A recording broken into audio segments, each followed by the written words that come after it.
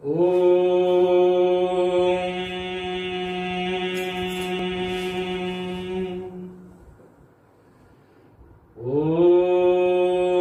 सहना भवतु सहनौ भुनक्तु सह वीर्यं करवावहै तेजस्विनावधीतमस्तु मा विद्विषावहै। ओम शांति शांति शांति।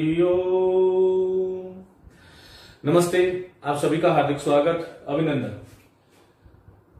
पूर्व की कक्षा में हमने संस्कृत भाषा और व्याकरण का सामान्य परिचय की हमने बात करी थी। वहां पर मैंने आपको संस्कृत और व्याकरण की व्युत्पत्ति और साथ ही संस्कृत और व्याकरण का संक्षिप्त परिचय मैंने आपको दिया था।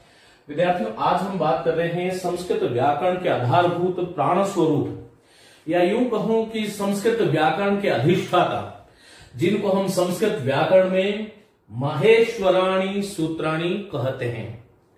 तो आज हम यहीं से, यही हमारा बिंदु होगा, जिससे एक तो ये ध्यान रखिएगा कि यदि हम परीक्षा की दृष्टि से या पाठ्यक्रम की दृष्टि से बात करूं मैं, तो मुझे संस्कृत में ऐसी कोई भी परीक्षा नहीं दिखी आज तक जिसमें इस टॉपिक से लेके कोई प्रश्न न किया गया हो। संभव ही नहीं है। आमतौर पर जिसे हम संस्कृत वर्णमाला कहते हैं, हिंदी की वर्णमाला की जब हम बात करते हैं तब क वर्ग, च वर्ग, ट वर्ग, त वर्ग, प वर्ग इस प्रकार से होता है। लेकिन ये संस्कृत की माहेश्वर सूत्र जो है वो संस्कृत की वर्णमाला है। अब देखिएगा, ये जो है अपन यहां से शुरू करते हैं आज की क्लास। इसमें पहला शब्द आपको ध्यान से देखना है, माहेश्वराणी सूत्राणी। देखिए, माहेश्वराणी सूत्राणी ऐसा क्यों कहा गया?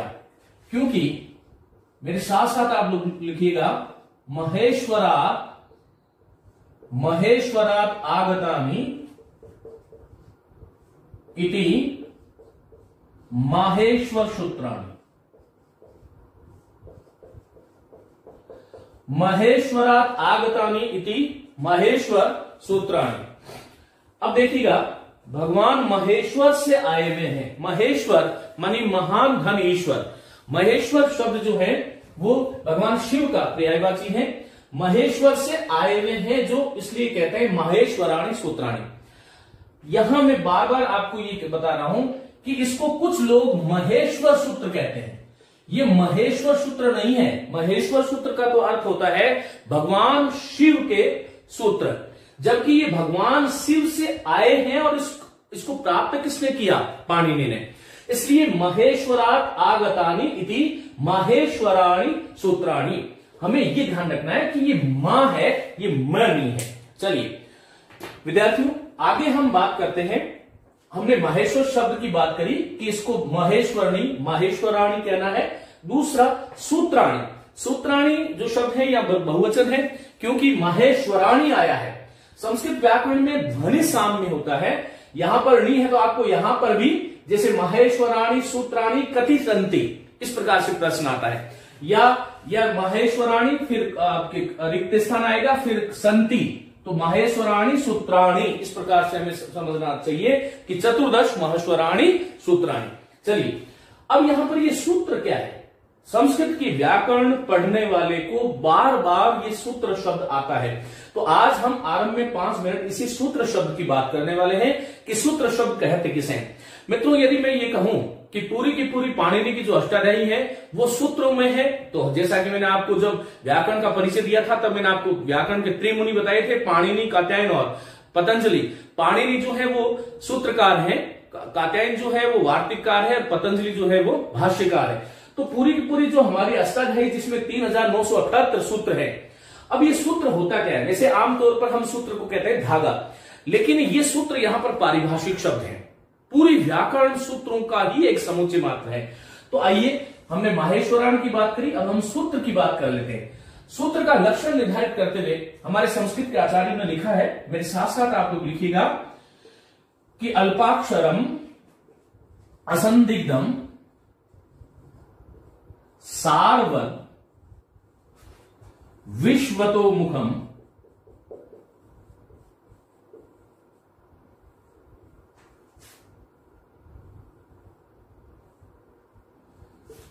अस्तोभ अनवद्यम च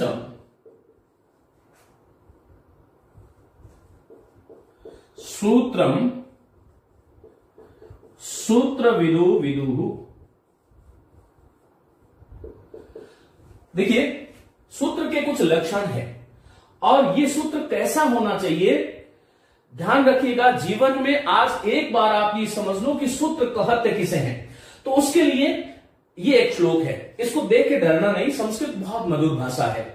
तो एक बार मेरे साथ आप लोग बोलेंगे, अल्पाक्षरम असंदिग्धम सारवत विश्वतोमुखम, अल्पाक्षरम असंदिग्धम सारवत विश्वतोमुखम, अस्तोभमन्वाद्यं च सूत्रम सूत्रविदो विदुः। अब यहां पर देखिएगा, पहला जो है हम सूत्र के लक्षण जानते हैं कि भाई सूत्र में अल्पाक्षर मानी अल्प अक्षर होना चाहिए। अल्पाक्षरम, अल्प होते हैं जिसमें अक्षर, मानी कि कोई बहुत बड़ी इतनी चीज है उसको हम छोटे से शब्दों में कह दें, वही तो सूत्र है। तो सूत्र की पहचान यही है कि उसमें कम से कम अक्षर होने चाहिए। जैसे हम कोई भी एक सूत्र ले लेते हैं, जैसे आप लश्कत्वदित्य दे लीजिएगा या चुटू एक सूत्र है। अब देखिएगा, भगवान पाणिनि या महर्षि पाणिनि ने केवल एक यह कहा चुटू। अब ये चुटू का मतलब ऐसे सामान्यतः देखते हैं तो वो समझ ही नहीं आता, लेकिन देखिएगा ये चुटू जो है वो इत्संज्ञा करने वाला सूत्र है। इसमें चू का मतलब, जैसा कि हम जानते हैं, चू का मतलब होता है चवर्ग। तो चवर्ग में 5 वर्ण आ जाएंगे, च छ ज ज ज य, और टू मनी टवर्ग, पूरा का पूरा टवर्ग। अब यहां पर प्रत्यय के आदि में स्थित चवर्ग और टवर्ग की इत्संज्ञा कराने वाला जो सूत्र है वह चुटू है। अब हमें यह ध्यान रखना है, मैंने कहा कि सूत्र की सबसे बड़ी पहचान क्या है, अल्पाक्षर, मानी उसमें अल्प अक्षर होना चाहिए, अक्षरों की पुनरावृत्ति नहीं होनी चाहिए। लेकिन अल्प अक्षर का मतलब ये नहीं है कि वो संदिग्ध हो, इसलिए हमारे ऋषि ने, हमारे आचार्यों ने कहा कि भाई अल्प अक्षर के साथ में क्या होना चाहिए, वो असंदिग्धम, मानी उसमें कोई किसी प्रकार का संदेह से रहित होना चाहिए, वह अस्पष्ट नहीं होना चाहिए। हमारे यहां पर बहुत सारे विधान है, मैं आगे जैसे जैसे अपन आगे बढ़ेंगे, प्रयास मेरा यह है कि संपूर्ण संस्कृत व्याकरण इस प्लेटफॉर्म से मैं आपको दूं और आप घर बैठे निःशुल्क रूप से इसको पढ़ें। तो असंदिग्धम का मतलब क्या है कि उसमें कोई संदेह नहीं हो। जैसे हम एक सूत्र है, हलन्त्यम सूत्र है। अब हलन्त्यम सूत्र का तात्पर्य तो केवल इतना ही हो गया कि हल है जिसके अंत में, लेकिन नीचे वृत्ति में क्या लिख दिया गया कि सूत्रेषु अदृष्टम पदम सूत्रांतराद अनुवर्तनीयम सर्वत्र। सूत्र में नहीं दिखाई देने वाले पद को दूसरे सूत्र से अनुवृत्ति कर लेनी चाहिए। मेरा कहने का मतलब यह है कि उसका ये लक्षण है कि वह असंदिग्ध होना चाहिए। इसके लिए कुछ व्याकरण के नियम बना दिए, नीचे वृत्ति लिख दी, वही इसमें हलन्त्यम में यदि तो संदेह लग रहा है, क्योंकि हलन्त्यम का तो वैसे तो अपूर्ण हो गया ये, इसलिए उपदेश हलन्तम इत स्यात्, इस प्रकार से हमें इसका करना चाहिए। चलिए, तो पहला था अल्पाक्षरम, फिर आया असंदिग्धम, और फिर असंदिग्ध के साथ में क्या चीज जोड़ दी कि सारवत होना चाहिए, ये सारवान होना चाहिए। देखिए, सारवत पुलिंग नपुंसकलिंग है, सारवान पुलिंग है, और सारवती जो है वो स्त्रीलिंग है। यहां पर ये जो सूत्र शब्द है, सूत्रम सूत्रे सूत्राणि, जैसा कि आप देख रहे हैं, गृहम गृहे गृहाणि, तो ये नपुंसक का प्रयोग है, तो सारवत का प्रयोग किया गया। वो द के कारण जो है, व के कारण जो है, वह जो था वो संधि नियमों से द बन गया। तो सारवान होना चाहिए, मानी वो सार्थक होना चाहिए, वो उसमें किसी प्रकार का कोई वो नहीं होना चाहिए। फिर कहते हैं कि विश्वतोमुखम, चौथा लक्षण है कि विश्वतोमुखम मानी सर्वतो प्रभावी होना चाहिए। विश्वतोमुखम, सभी दृष्टि से देखा जाए तो वो प्रभावी होना चाहिए। सर्वतोमुखम, विश्वतोमुखम। फिर कहते हैं कि अस्तोभ, अस्तोभ का अर्थ है कि संदेह से रहित होना चाहिए। अस्तोभ मानी संदेह से रहित होना चाहिए। देखिए मित्रों, सूत्र का लक्षण की बात कर रहे हैं, अल्प अक्षर वाला होना चाहिए। जितने भी सूत्र आप देखोगे उसमें अल्प अक्षर होंगे। हमारे आचार्यों ने कहा वो असंदिग्ध होना चाहिए, सारवत होना चाहिए, विश्वतो मुखम, और फिर कहते हैं अस्तो, मानी उसमें किसी प्रकार का कोई संदेह नहीं होना चाहिए। और फिर लास्ट जो छठा लक्षण है वो क्या है, अनवद्यंच, मानी कि वह प्रशंसनीय होना चाहिए, वह दूषण से रहित होना चाहिए, दोष से रहित होना चाहिए। इस प्रकार सूत्र के ये 6 लक्षण हमने यहां पर पढ़े। महेश्वराणी की हमने बात कर ली कि महेश्वराणी इस शब्द की व्युत्पत्ति क्या है, महेश्वरात आगतानि इति महेश्वराणी।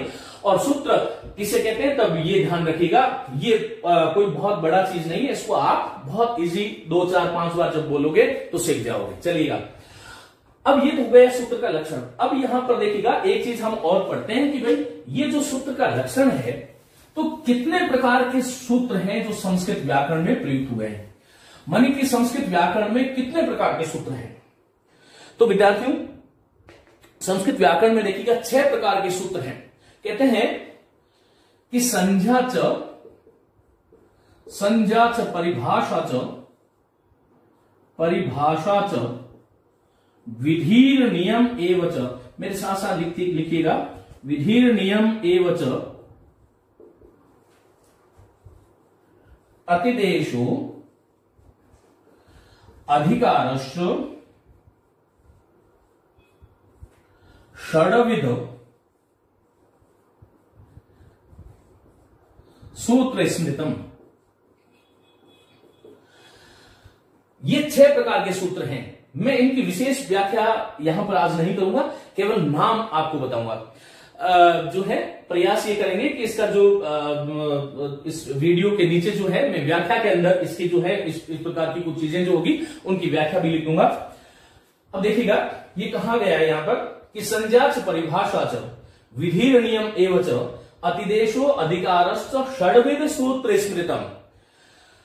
संज्ञा च परिभाषा च विधिर नियम एवं च अतिदेशो अधिकारश्च षड्विध सूत्र स्मृतम, षड्विध सूत्र स्मृतम। कहते हैं कि कुछ सूत्र हैं जिनको हम संज्ञा सूत्र कहते हैं, और यदि मैं बात करूं तो आपके 3rd ग्रेड और 2nd ग्रेड में संज्ञा सूत्र, परिभाषा सूत्र और एक जो है अधिकार सूत्र और विधि सूत्र, ये 4 सूत्रों से अपना काम चलता है। देखिए संज्ञा सूत्र का मतलब क्या है, जो संज्ञा और संज्ञा का ज्ञान कराने वाले हैं। संज्ञा एक चीज है, किसी चीज की संज्ञा होना, जैसे मेरा नाम जो है वह संज्ञा है और मैंने उसको धारण किया तो मैं संजी हो गया, ये ध्यान रखिएगा। तो यहां पर संज्ञा सूत्र होते हैं। दूसरा सूत्र जिसको हम परिभाषा सूत्र कहते हैं, फिर विधि सूत्र है, फिर नियम सूत्र है, अतिदेश सूत्र है, अधिकार सूत्र है। ये 6 हो गए, देखिएगा 1 2 3 4 5 और 6, मानी कि संपूर्ण संस्कृत व्याकरण में 6 प्रकार के सूत्र होते हैं। इसमें अधिकांश जो है वो संज्ञा और परिभाषा, मानी किसी चीज की परिभाषा और संज्ञा, मानी संज्ञा और संज्ञा का ज्ञान कराने वाला, विधि सूत्र, नियम सूत्र, अतिदेश सूत्र और अधिकार सूत्र, ये 6 प्रकार के सूत्र कुल मिलाकर के पूरी व्याकरण में 6 प्रकार के सूत्र हैं। चलिए मित्रों, अब हम यहां से बात करते हैं कि हमने अभी तक बात करी महेश्वराणी और सूत्राणी। सूत्र शब्द को हमने थोड़ा विस्तार से समझा, जो कि बहुत आवश्यक है। इसको आप ठीक ढंग से बार बार स्मरण कीजिएगा, और हमेशा हमें ध्यान रखना है कि संस्कृत व्याकरण में 6 ही प्रकार के सूत्र होते हैं, सूत्र के लक्षण होते हैं, और संस्कृत की जो वर्णमाला है उसका नाम महेश्वराणी सूत्राणी है। चलिए हम आगे चलते हैं। शुरू करता हूं मैं विधिवत रूप से संस्कृत की व्याकरण। विद्यार्थियों, मैंने जैसा कि आपको कहा, आमतौर पर जिसको हम संस्कृत वर्णमाला कहते हैं उसको यदि मैं वास्तव में कहूं तो संस्कृत की वर्णमाला का मतलब है माहेश्वराणी सूत्राणी। इसका बहुत लंबा कथानक है, लेकिन मैं आपको, क्योंकि ये प्लेटफॉर्म ऐसा है कि आपको कम समय में ज्यादा से ज्यादा कैसे दे पाऊं, ये मेरी यहां पर इच्छा है। तो देखिएगा ये माहेश्वराणी सूत्राणी, इनके पीछे का जो भी रहस्य है, लेकिन इतना ही सत्य है कि महर्षि पाणिनि ने भगवान शिव मानी महेश्वर की जो है तपस्या करी, और उस तपस्या से प्रसन्न होकर भगवान शिव ने एक नृत्य किया, तांडव नृत्य, जैसा कि हम जानते हैं। और नृत्य का जब अवसान हुआ, मानी समाप्ति जब हुई, समाप्ति के उपरांत भगवान शिव ने 14 बार डमरू बजाया। जब वो डमरू बजाया तो उस डमरू से पाणिनि ने कुछ वर्ण सुने और उन वर्णों को उन्होंने लिपिबद्ध कर दिया और यहीं से संस्कृत की वर्णमाला की शुरुआत, जिसको हम माहेश्वर सूत्र कहते हैं।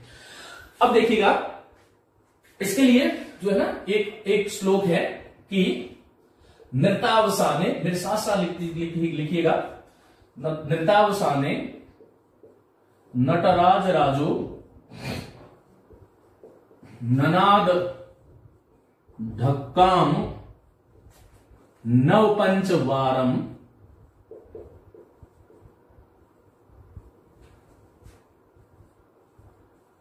ऊधर्तु काम सनकादि सिद्धांत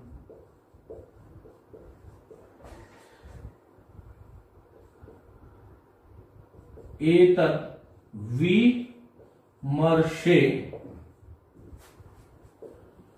शिवसूत्र जालम।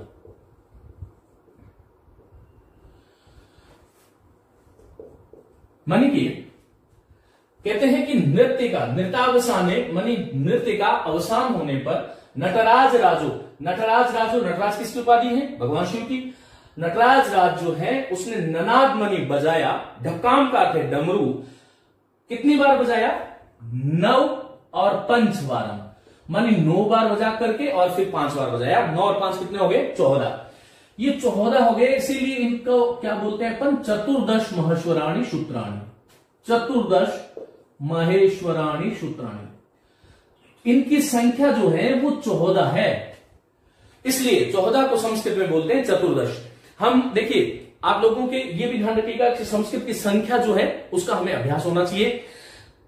हम एक जो है एक पूरा का पूरा एक सत्र जो है उस संख्याओं को लेकर के हम बात करेंगे, लेकिन जैसे एकम, द्वे, त्रीणि, चत्वारि, पंच, षट, सप्त, अष्ट, नव, दश, एकादश, द्वादश, त्रयोदश, चतुर्दश, पंचदश, षोडश, सप्तदश, अष्टादश, नवदश या एकोनविंशति और विंशति। इस प्रकार से हमें याद रखना है कि 9 और 5, 9 पंच, एकम, द्वे, त्रीणि, चत्वारि, पंच, षट, सप्त, अष्ट, नव। तो 9 और 5 बार मानी 9 बार बजाया, 5 बार बजाया। इसमें भी रहस्य है, लेकिन मैंने कहा कि यहां पर हम जो है शास्त्र की गुत्थियां खोलने के लिए नहीं, जो परीक्षा की दृष्टि से जो उपयोगी हो सकता है उसकी हम बात करेंगे। तो कहा फिर उधर को, फिर बजाया क्यों? क्योंकि जब सामान्य मनुष्य का भी कोई काम जो है वो प्रयोजन के बिना नहीं होता, तो ईश्वर भगवान का काम तो बिना प्रयोजन के कैसे हो सकता है? तब कहा कि उधर को काम हमारी कामना से, किसकी कामना से? उद्धार करने की कामना से। भगवान शिव ने जो ये डमरू बजाया था वो उद्धार करने की कामना थी, माने भाव क्या था? उद्धार करना है। किसका करना है? सनकादि सिद्धांत, सनक, सनत, सनंदन कुमार, जिसको हम सनातन संस्कृति बोलते हैं। सनक, सनत और सनंदन कुमार ये हमारे आदि ऋषि हैं, और यही कारण है कि हम सनातन धर्म को मानते हैं। तो वो सनक, सनत, सनंदन इत्यादि ऋषियों के उद्धार करने के लिए जो 9 और 5 बार बजाया था, किसको? डमरू को। किसने बजाया था? शिव ने। कब बजाया था? नृत्य की अवसान मानी समाप्ति पर।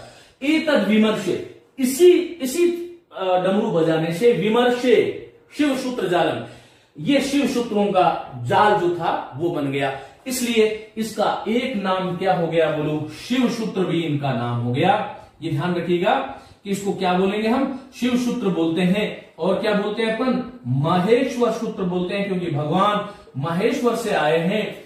इसमें संपूर्ण इस वर्णमाला में अक्षरों का प्रयोग हुआ है आदि से लेकर अंत तक, इसलिए इसको अक्षर समामनाय या अक्षर वेद के नाम से भी या वर्ण वेद के नाम से भी जानते हैं। और ये जो सूत्र आगे हम लिखेंगे 14 सूत्र, विद्यार्थियों ये 14 सूत्र जो है वो संस्कृत वर्णमाला के आधारभूत है, जिनसे क्या बनता है? प्रत्याहारों का निर्माण होता है। इसलिए इसका नाम क्या है? प्रत्याहार सूत्र है। पाणिनि सूत्र इनको कहते हैं। यूं कहूं तो संस्कृत का सर्वस्व जो कुछ है वो माहेश्वर सूत्र है। पूरी की पूरी संस्कृत व्याकरण जो है इन्हीं 14 सूत्रों पर आधारित है। यदि हम इसको विश्व का 10वां आश्चर्य कहें तो कोई अतिशयोक्ति नहीं होगी।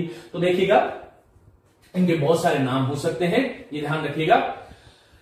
अब इसको देखिएगा, मैं बोल के आप लोगों को बता देता हूं। नृतावसाने नटराज राजो ननाद ढकाम नव पंचवारम। मैंने कहा संस्कृत बहुत मधुर और बहुत सरल भाषा है, हम बड़े बड़े शब्दों को देख के डरना नहीं है। मैं आपको इतना वादा करता हूं, मेरी तरफ से 1% की भी मैं आपको जो है कमी नहीं रखूंगा। सवाल यह है कि आप कितना सीखना चाहते हो। मेरे समर्पण में आपको कभी कोई कमी नहीं देखी। आपका समर्पण यदि हुआ तो मैं आपको निश्चित रूप से कहता हूं कि संस्कृत जो है क्योंकि न ही सर्वे सर्वम जानाति, मैं भी कोई बहुत बड़ा विद्वान नहीं हूं, लेकिन स्वाध्याय और अध्याय अध्ययन से जो कुछ भी मेरे पास है वो मैं आपको देने की कोशिश करता हूं। तो मेरे साथ बोलिएगा, नृतावसाने नटराज राजो ननाद ढकाम नव पंचवारम उधर तु कामः सनकादि सिद्धान् एतद् विमर्शे शिव सूत्र जालम् एतद् विमर्शे शिव सूत्र जालम्। चलिए मित्रों, शिव सूत्रों की संख्या पूछे तो 14, इनको क्या क्या बोलते हैं? तो प्रत्याहार सूत्र बोलते हैं, क्योंकि प्रत्याहारों का निर्माण होता है। संपूर्ण वर्णों का इसमें कथन है। 42 वर्ण, वैसे पूरी संस्कृत में त्रिषष्टि चतुष्षष्टि व वर्णा शंभु मते मताहा 63 या 64 वर्णों को मानते हैं, लेकिन यहां पर जो संस्कृत वर्णमाला जिसको हम महेश्वर सूत्र कह रहे हैं, शिव सूत्र, प्रत्याहार सूत्र कह रहे हैं, उसमें 42 वर्णों का प्रयोग है। अक्षर समानता एक अर्थवेद भी होता है, एक क्रम से आए हुए हैं इसमें, वो क्रम हम बात करने वाले हैं। इन्हीं का नाम महेश्वर सूत्र है, यही शिव सूत्र है। चलिए मैं यहां पर लिखा हूं, आप मेरे साथ लिखें। और देखिए, यदि आपको संस्कृत सीखनी है और मेरे वचनों पे आपको विश्वास है तो प्रातः काल उठ करके कुछ समय के लिए, जब तक आप संस्कृत का स्वाध्याय करते हैं, सबसे पहले आप जब भी जो भी करते हैं धरती माता को प्रणाम करें, अपने हाथों का दर्शन कराग्रे वसते लक्ष्मी कर मध्य सरस्वती कर मूले तो गोविंद प्रभाते कर दर्शनम।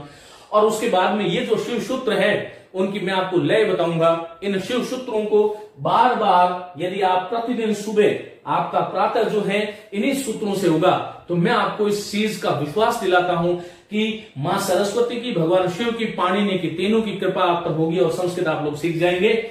लेकिन ये विश्वास जो है, वो दृढ़ विश्वास जो है हमारे मन में होना चाहिए, क्योंकि हम पत्थर को भी भगवान बना देते हैं। तो हमारे विचारों में यदि ऐसा संकल्प आप लोगों ने ले लिया कि मुझे ये चीज करना है, तो ये संसार की कोई भी चीज दुर्लभ नहीं है। चलिए यहां से हम शुरू करते हैं। सूत्र जो है, पहला सूत्र है अयुण, मेरे साथ साथ लिख लीजिएगा आप लोग।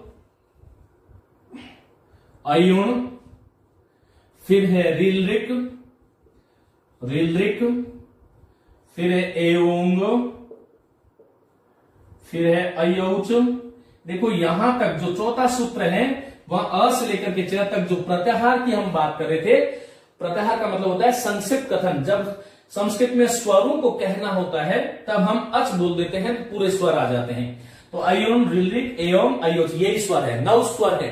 कई बार ये प्रश्न कैसे आते हैं परीक्षा में, इसके बारे में हम जो है मैं आपको लास्ट में प्रश्न दिया करूंगा, प्रत्येक टॉपिक जब हो जाएगा तो उससे आपको पता चलेगा कि ऐसे प्रश्न आएंगे। अयोच, फिर कहते हैं यहां से व्यंजन शुरू होता है 5वें सूत्र का ह से, ह य व र ट, फिर देखिएगा लण, फिर यम गणम, जभ य, गढ़धश, जब गढ़दश, ख फ छ ठ थ च ट त व, कपय, श श स र और हल। ये तो है सूत्र। सूत्र क्या होते हैं? अल्पाक्षरम, असंदिग्धम, सारवत, विश्वतोमुखम। ये सारे अल्प अक्षर आपको दिख रहे हैं, लेकिन ये गागर में सागर है। इस अ में आ छुपा हुआ है, इस ई में ई छुपा हुआ है, ऊ में ऊ छुपा हुआ है, री में री छुपा हुआ है, ली में प्लुक छुपा हुआ है, ए जो है उसमें प्लुक छुपा हुआ है। इस प्रकार से हमें ध्यान रखना। दूसरा, यहाँ इन सूत्रों के माध्यम से ये जो माहेश्वर सूत्र है, इन्हीं के माध्यम से पूरे के पूरे आगे जो संस्कृत व्याकरण के सूत्रों का निर्माण होता है, इन्हीं को जोड़ते हैं। जब हम सूत्रों की विभक्तियां सीख लेंगे प्रत्याहारों की, तो कोई किसी भी सूत्र को अर्थ करने में हमें कोई समस्या नहीं आएगी। नीचे देखिएगा, कोई भी सूत्र जो आते हैं ना, उसके नीचे वृत्ति होती है, जिसको हम संस्कृत में वृत्ति कहते हैं। तब कहते हैं इति माहेश्वराणि सूत्राणि अनादि संज्ञार्थानि। इति माहेश्वराणि सूत्राणि, इति माहेश्वराणि सूत्राणि, इसका मतलब क्या है कि ये जो है इस प्रकार ये माहेश्वर सूत्र हैं। इति इस प्रकार, माहेश्वराणि मानी यहां अ से लेकर के देखिएगा, एकम द्वे त्रीणि चत्वारि पंच षट सप्त अष्ट नव दश एकादश द्वादश त्रयोदश चतुर्दश, चतुर्दश हो गए, 14 सूत्र हो गए। अब देखो, इति माहेश्वराणि सूत्राणि, ये माहेश्वर सूत्र हैं, क्यों बनाए गए हैं? तब कहते हैं कि अनादि संज्ञार्थानि। अभी मैंने संज्ञाओं की बात करी थी, संज्ञा सूत्र की बात करी थी, अनादि संज्ञाओं को बनाने के लिए। ये क्या है, इसके बारे में थोड़ी देर बाद में बात करेंगे। एषाम अंत्या इतः, इन वर्णों के अंत में जो, इन एषाम अंत्या इतः, इन सूत्रों के जो अंत में जो प्रत्येक सूत्र के अंत में जो वर्ण दिखाई देते हैं, ये केवल अनुबंध है। म य श ल र य, ये सब अनुबंध है, इनका लोप हो जाता है। इत है, और इत संज्ञा का फल जो है वो संस्कृत में लोप होना है। एषाम अंत्या इतः, नीचे और भी है, हकार आदिषु अकार उच्चारणार्थ, हकार आदिषु अकार,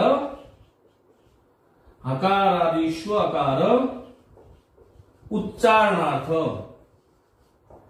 लण मध्य त्विसंज्ञकम,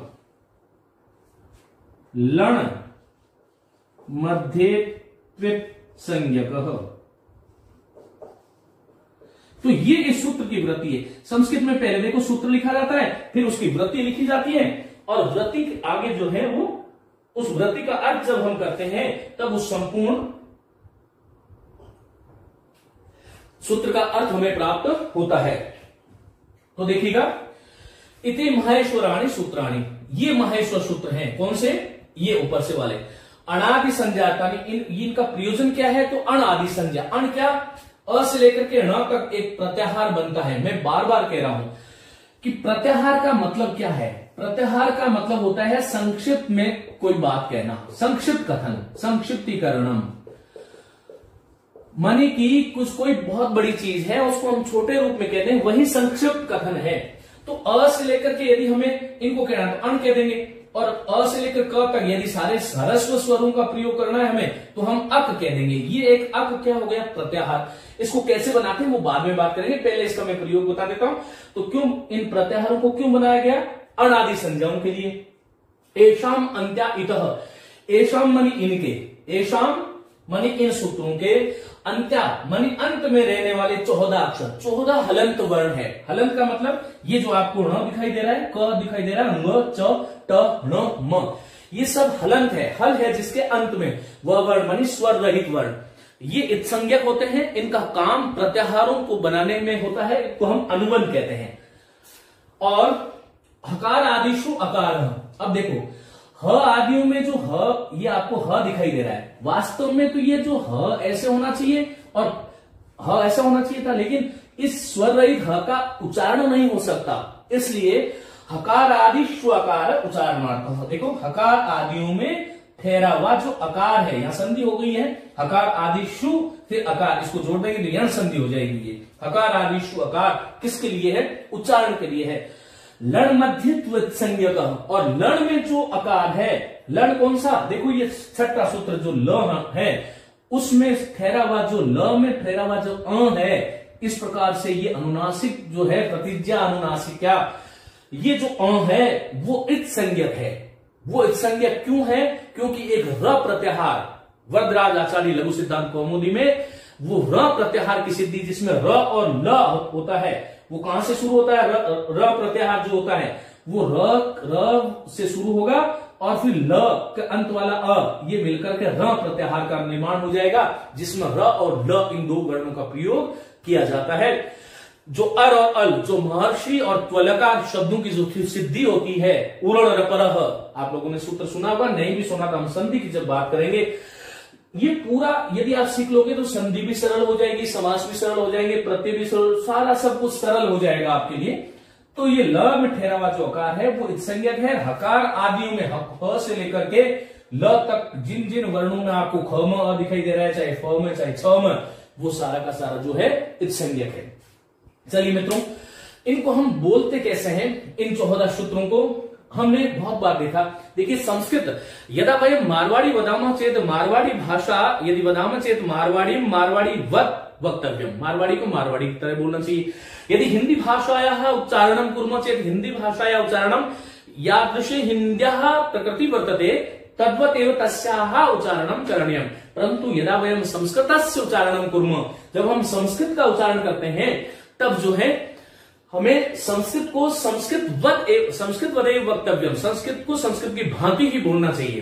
तो देखिएगा संस्कृत देवा नाम भाषा आसित, संस्कृत जो है वो देवताओं की भाषा है। और देवता अ ई उ न ऋ दृ क मैं देखता हूं हमारा शिक्षक वर्ग भी और साथी वर्ग भी, यद्यपि मुझ पर भी कुछ देशीय प्रभाव है कुछ शब्दों को लेकर के, परंतु कहते हैं कि ज्ञान अग्नि सर्व कर्माणि भस्मसात् कुरुते अर्जुन। हे अर्जुन, ज्ञान की अग्नि प्रदीप्त जब होती है तो सभी कर्मों को भस्म कर देती है। हम अभ्यासेन या अध्ययनेन सीदति, मानी विद्या जो है प्रसीदति, विद्या अध्ययनेन प्रसीदति, विद्या जो है वो अध्ययन से प्रसन्न होती है। कहते हैं रिवीजन ही डिवीजन होता है, जितनी बार रिवीजन इनका करोगे उतना ही डिवीजन आपको अच्छा मिलेगा। चलिए मैं इनकी एक लय दे रहा हूं, उस लय के अनुसार आपको मैंने कहा कि प्रातः काल उठते ही सबसे पहले ये लय हमारे कानों में गूंजनी चाहिए। मैं शुरू कर रहा हूं। अयुण रीलिक एवं, मेरे साथ साथ बोलिएगा। देखो पहले मैंने 3 को लिया है। अयुण रीलिक एवं, अयुण रीलिक एवं, अयौच है वटलण, फिर 3 को लिया है।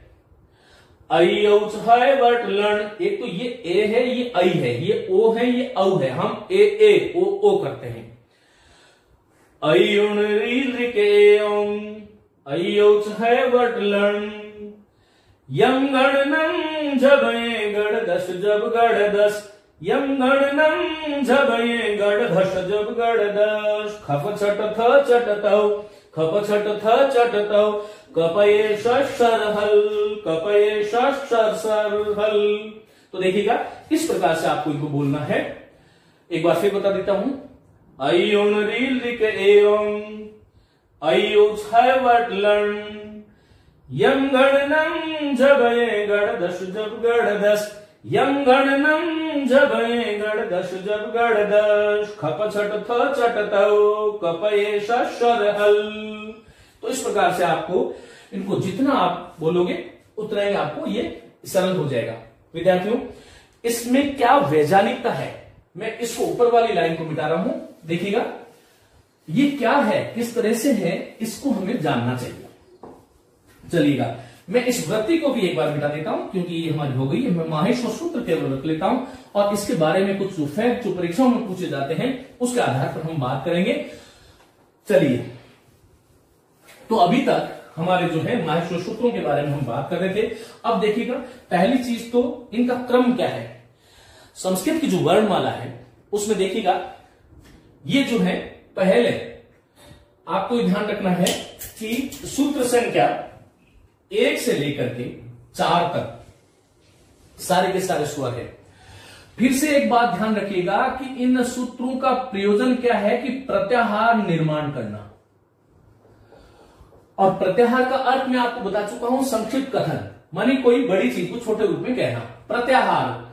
अब प्रत्याहार विधायक जो सूत्र है, एक ये प्रश्न बहुत बार आता है परीक्षा में, ध्यान रखिएगा।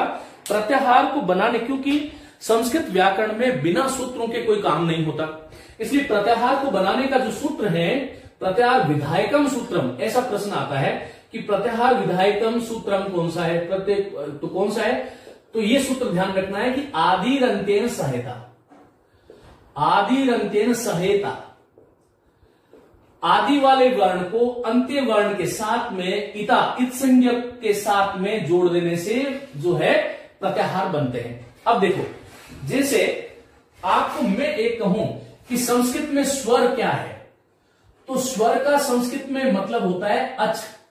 अब अच कहां से कहां तक होगा, अ से लेकर के च तक। अब मैं आपसे परीक्षा में पूछूं कि अच प्रत्याहार में कौन कौन से वर्ण आते हैं।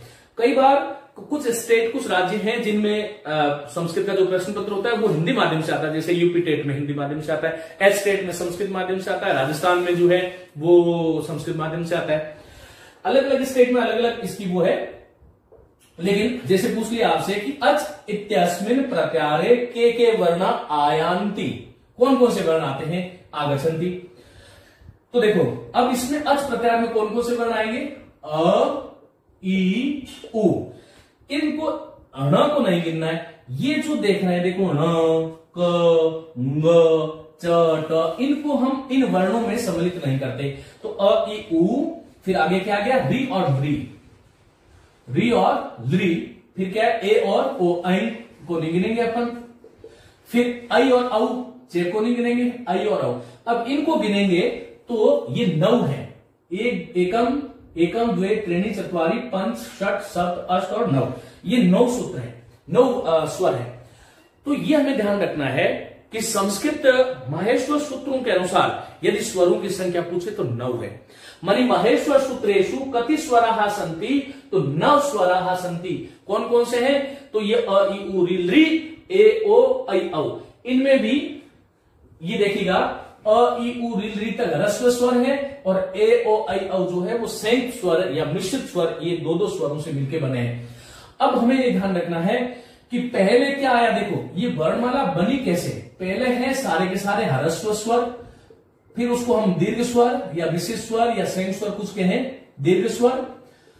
इनको ह्रस्व स्वर कोई एक मात्रिक मूल स्वर, आगे की कक्षा जो है वो वर्ण विचार से संबंधित होगी, उसमें हम बात करेंगे विस्तार से। आज मैं वर्णमाला के बारे में बता रहा हूं। ह्रस्व स्वर आया, फिर दीर्घ स्वर आया, और फिर देखिएगा दीर्घ स्वरों के बाद में क्या आया, ह को एक छोड़ दीजिएगा, प्लस ह कर देता हूं मैं। और फिर आगे देखो य, व, र, ल, तो ये क्या आ गया, अंतस्थ। य, व, र, ल को क्या बोलते हैं अपन, अंतस्थ बोलते हैं, अंतस्थ वर्ण आ गए। अंतस्थ वर्णों का जो क्रम है विद्यार्थियों, वो हिंदी में हमारी जो आदत है वो यरलव्य है। इनका सही क्रम, ये रीट 2011 में पूछा भी गया है, इनका सही क्रम है य, व, र, ल, क्योंकि माहेश्वर सूत्रों के अनुसार जो है यरलव्य नहीं है, य, व, र, ल। इसका भी कोई कारण है, हम आगे जानेंगे उसको जब आगे आएगा। फिर उसके बाद में देखो ये वाला जो सूत्र है, इसमें सभी वर्गों के पंचम वर्ण है, सभी वर्गों के पंचम वर्ण, सभी वर्गों के पंचम वर्ण आ गया है।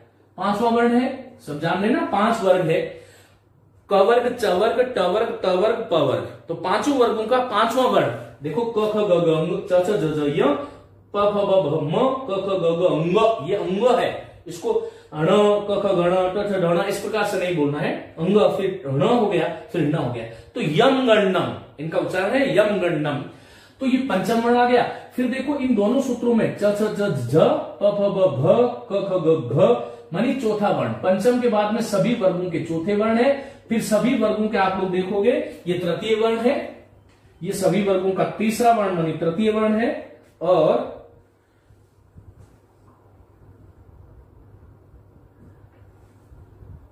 उसके बाद में सभी वर्गों के द्वितीय वर्ण है, ख, फ, छ, ठ, थ, ये आप देख रहे हो। और फिर सभी वर्गों का क्या है, प्रथम वर्ण है, और प्रथम वर्ण के बाद में क्या आ गया, ऊष्म वर्ण आ गया। ये वर्णमाला का हमारा संयोजन है, ये हमें ध्यान रखना चाहिए। ये बहुत सरल चीजें हैं, सामान्य चीजें हैं, लेकिन मैं उन विद्यार्थियों को भी पढ़ा रहा हूं जो सिरे से, नए सिरे से बिल्कुल पढ़ रहे हैं, जो क से पढ़ रहे हैं। तो हमें ये ध्यान रखना चाहिए कि जो हमारी ये वर्णमाला है, जिसको हम शिव सूत्र, माहेश्वर सूत्र, अक्षर समाना, समामना, वर्ण वेद या प्रत्याहार सूत्र, इनको मैं मिटा रहा हूं। इनके बहुत सारे नाम मैं आपको बता चुका हूं, ऐसा क्यों है, तो इनका क्रम है। और इन वर्णमाला जो है उसके वर्णों का क्रम यह है, पहले ह्रस्व स्वर है, फिर दीर्घ स्वर है, जैसा कि आप देख रहे हैं, फिर ह आया, फिर अंतस, फिर सभी वर्गों के पंचम वर्ण, चतुर्थ, द्वितीय, तृतीय, द्वितीय, प्रथम और अंत में ऊष्म वर्ण है। अब कुछ विशेष बातें हम कर लेते हैं, देखिएगा हमें ये ध्यान रखना है, ये विशेष बातें हम कर रहे हैं। देखिएगा हमें ये ध्यान रखना है विद्यार्थियों कि इस संस्कृत वर्णमाला जो है, इसमें देखिएगा ये माहेश्वर सूत्र जो है उसमें इसमें कौन सा इत्संज्ञक वर्ण है जिसकी 2 बार आवृत्ति हुई है। इत्संज्ञक वर्णस्य, कस्य इत्संज्ञक वर्णस्य द्विवारम आवृत्ति, 2 बार आवृत्ति हुई है, ये प्रश्न आता है। दो बार आवृत्ति किस वर्ण की हुई है, तो आपको ये ध्यान देके देखना है। एक तो न यहां पर आया है और एक न यहां पर आया है, तो किसकी हुई है, न की। मानी इसको न को बताने के लिए हमें क्या करना पड़ेगा, कार जोड़ना पड़ता है। संस्कृत में वर्णों को बताने का तरीका है क को ककार, ख को खकार, गकार, है ना, इस प्रकार से हम अकारांत, इकारांत, उकारांत इस प्रकार से बोलते हैं। तो ये ण की दो बार आवृत्ति हुई। फिर ऐसा कौन सा वर्ण है, देखो इत्संज्ञक का मतलब अंत में, अंत वाला। और सामान्य कौन सा वर्ण है, सामान्य जिसकी दो बार आवृत्ति हुई है, तो ये देखिएगा एक ह तो यहां पर आया है और एक ह जो है वो लास्ट में यहां पर 14वें सूत्र में आया है। इसका मतलब अंत में इत्संज्ञक जो वर्ण है ण, उसकी दो बार आवृत्ति हुई, और इसके अलावा ह जो है उसकी दो बार आवृत्ति हुई। ये आपको ध्यान रखना है कि हकार वर्णस्य, ह वर्णस्य द्विवारम आवृत्ति, ह वर्ण की दो बार आवृत्ति हुई है। ये चीज हो गई।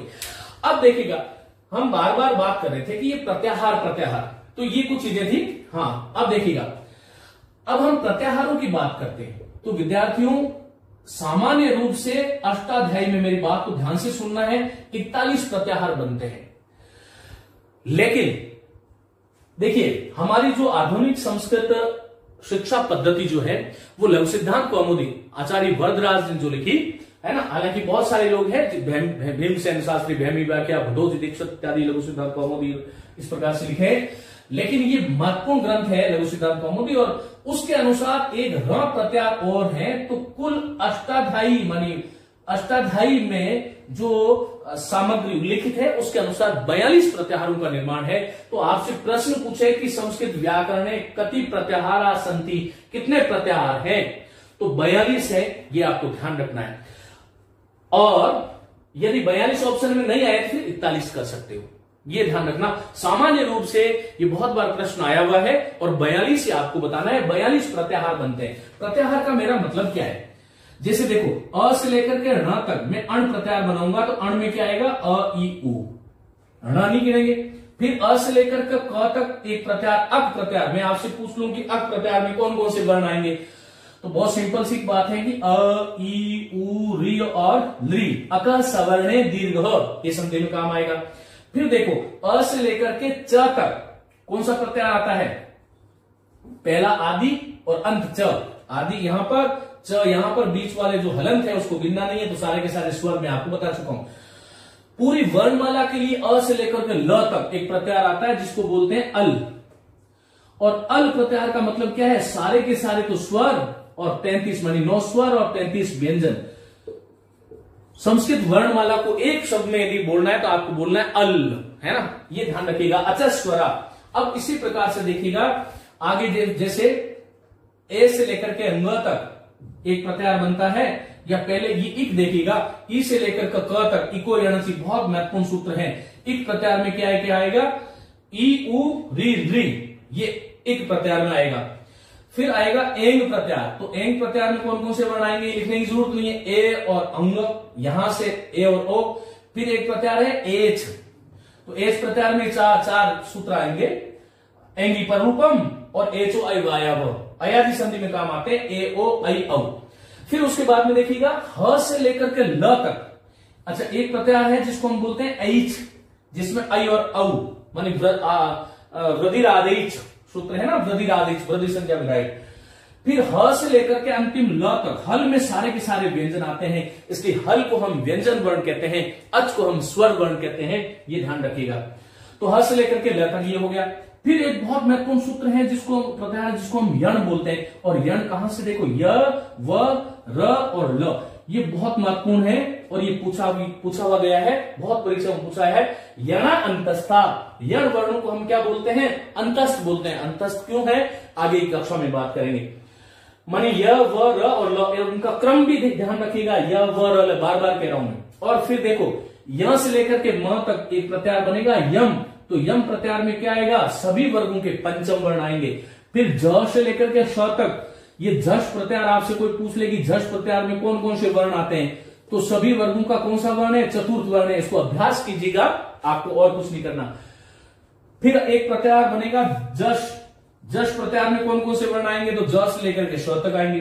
फिर एक प्रत्याहार बनता है जो है खय, खय प्रत्याहार जो है ख से लेकर के य तक, मानी सभी वर्गों का द्वितीय और प्रथम वर्ण आता है। और फिर एक बहुत महत्वपूर्ण प्रत्याहार है शल प्रत्याहार। इसमें क्या क्या आता है? ऊष्म वर्ण, इसलिए कहते हैं शला उष्माण।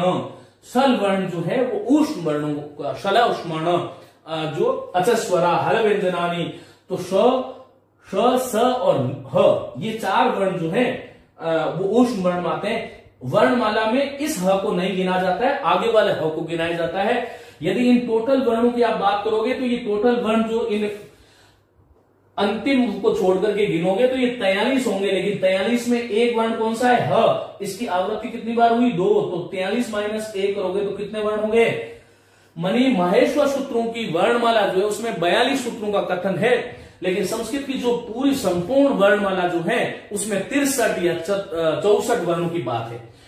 इस प्रकार से हमें इनको देखना है और समझना है कि कौन से वर्ण में किस प्रकार से आता है, इनका क्या प्रयोजन है, किस तरह से जो है वो इनकी सिद्धि होती है। अब आगे एक ध्यान रखिएगा, मैं बता रहा था कि 42 प्रत्याहार है, लेकिन आगे बड़ी जो परीक्षाएं देने वाले यदि इस क्लास को सुन रहे हैं तो ध्यान रखिएगा, वार्तिक जो है उन वार्तिकारों के मत में एक चय प्रत्याहार होता है। चय कहां से कहां तक होता है? ये यहां तक, जिसमें च ट मनी वर्गों का प्रथम वर्ण। विद्यार्थियों एक और ध्यान रखो, मैंने यहां पर आपको 42 प्रत्याहार बताए, 42 प्रत्याहार बताए। यहां पर मैं आपको कम क्यों बता रहा हूं? क्योंकि इतने प्रत्याहार जो मैंने लिखे हैं अण, अक, अच, अल, इक, एंग, एच, एच, हल, यण, यम, झष, जश, खय, शल, इन प्रत्याहारों से आपका बहुत आनंद से सोते सोते काम चल जाएगा और ज्यादा की आपको आवश्यकता नहीं है। चाहे संधि पढ़ोगे, चाहे कोई और प्रक्रिया पढ़ोगे, संस्कृत व्याकरण में इससे आपका काम चल जाएगा। तो वार्तिककार ने एक चय प्रत्याहार, देखो अष्टाध्यायी में तो 42, ये ध्यान रखो, अष्टाध्यायी के अनुसार 42, फिर वार्तिकों में एक चय जोड़ लिया तो 42 में एक जोड़ दिया तो कितना हो गया? ये 43 हो गए। फिर उनादि सूत्रों में एक यम प्रत्याहार है, उनादि सूत्रों में एक यम प्रत्याहार है तो कितना हो गया? एक और जोड़ लो तो कितना हो गया? 44। अब यदि आपसे ये पूछ ले कि संस्कृत व्याकरणे आहत्य माने कुल मिलाकर कति प्रत्याहाराः सन्ति, तो कुल मिलाकर टोटल कितने हैं? तो 44 हैं। अष्टाध्यायी के अनुसार कितने हैं? 42 ऑप्शन में नहीं है तो 41 भी कर सकते हो, ये ध्यान रखिएगा। लेकिन ऐसा होता नहीं है, 42 से आता है। वार्तिकार के चय प्रत्याहार को जोड़ लेते हैं तो 43 और उनादि प्रकरण को एक यम प्रत्याहार को जोड़ लेते हैं तो 44 प्रत्याहारों का निर्माण हो जाता है। आज की जो क्लास थी उसमें हमने संस्कृत व्याकरण और महेश्वराणी सूत्राणी, इनकी आधारशिला और इनसे जुड़ी बहुत सारी चीजों का अध्ययन किया। आगे की जो कक्षा होगी उसमें हम वर्ण विचार की बात करने वाले हैं और एक हम लोग जो है वो हिंदी की पूरी व्याकरण और हिंदी का काव्यशास्त्र और साहित्य की कक्षाएं भी आपको साथ साथ में देखने को सुनने को मिलेगी। आप लिंक में जाकर के और मैया पाठशाला में जाओगे तो आपको वहां पर लिंक मिल जाएगा। नमस्ते, आप सभी को साधुवाद।